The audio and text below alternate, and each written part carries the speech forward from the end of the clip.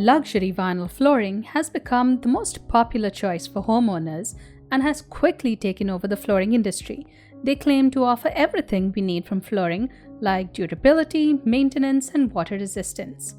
I fell for these claims and installed luxury vinyl planks in my home a year ago. It was one of the worst decisions I've made in my home remodeling experience. Several planks are buckling, seams are broken and bulging, and the top veneer is peeling off. The experience has made me realize that luxury vinyl is one of the worst building products in the market right now. In this video, we're going to cover all the mistakes to avoid during installation and alternative flooring products you can consider using.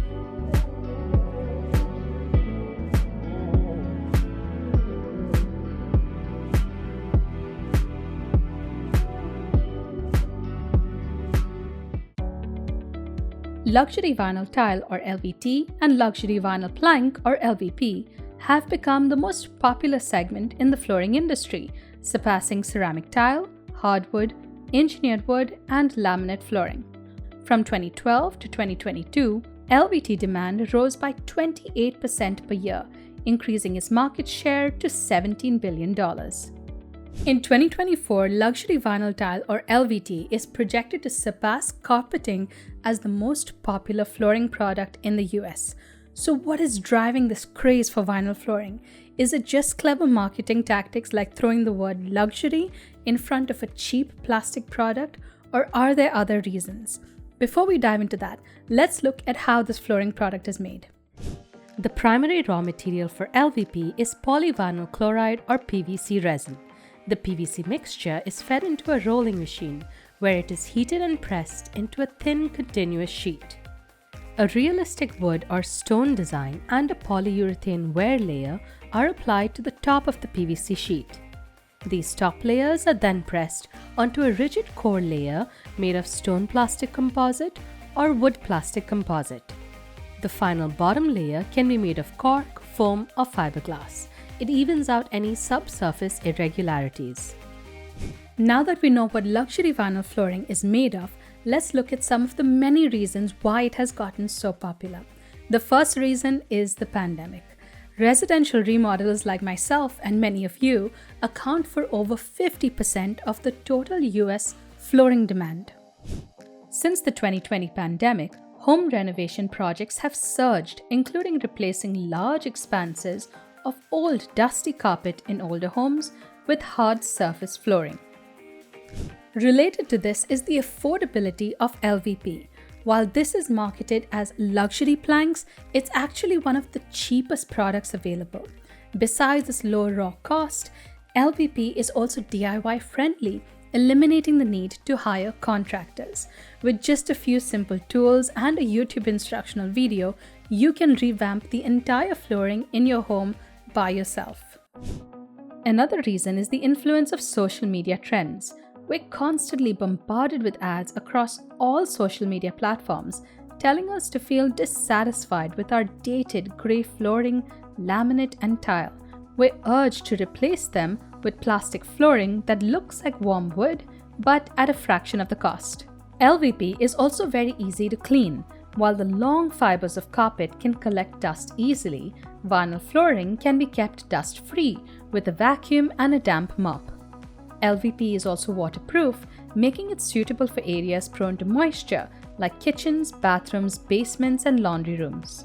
I chose to buy and install luxury vinyl flooring for all those reasons. We bought this fixer-upper home in 2021 and decided to tackle all the remodeling work ourselves. This included replacing the old stained carpet and orange laminate flooring with luxury vinyl planks.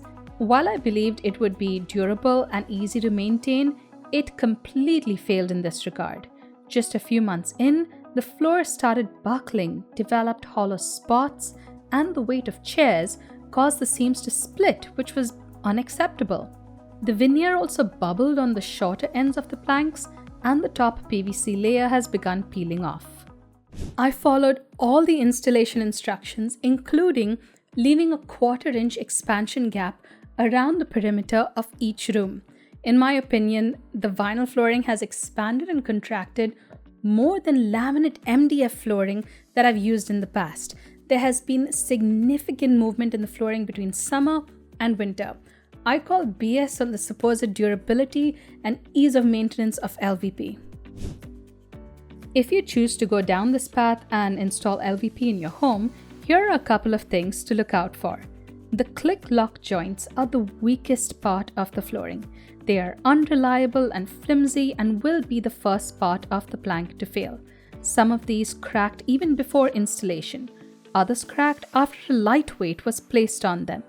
While the middle portion of the plank can supposedly handle heavy loads up to 2000 psi, in my opinion, the joints will fail first. So look for planks with thicker joint connections. Avoid using thick underlayment and instead opt for thin underlayment or just a plastic vapor barrier. I used a 6mm polyethylene sheet from Home Depot, which costs around $4 per roll and covers 120 square feet. Another important consideration is the thickness of the plank and the top wear layer. The overall thickness should be at least 6 mm. Do not consider thinner planks. For the top wear layer, look for a minimum of 12 mm. In my opinion, LVP is not going to last you a long time. This is essentially cheap, disposable plastic flooring.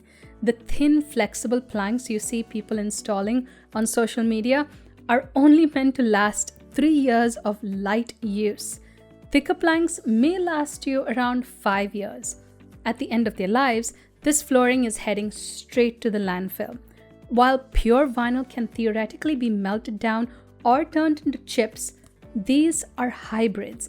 The underlayment would need to be stripped off and the stone plastic composite would need to be separated from the top vinyl layer. I would not consider these to be eco-friendly. Before we discuss alternatives, I'd like to introduce the sponsor of this portion of the video. Brad Hedges is an architectural sales consulting company based in Georgia. They help designers specify terrazzo, stair threads, railings, and resin wood laminates for architectural applications. They specialize in high-end residential and commercial projects like the Ascent Peachtree in Atlanta, Georgia. Warm and highly durable Parklix flooring was used in the lobby areas. Removable pavers from Hanover were used in the outdoor areas.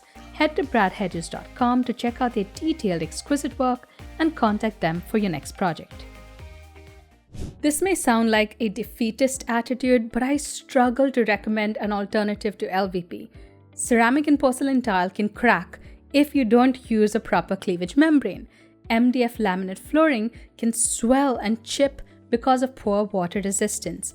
Hardwood flooring is not only very expensive, but high maintenance too.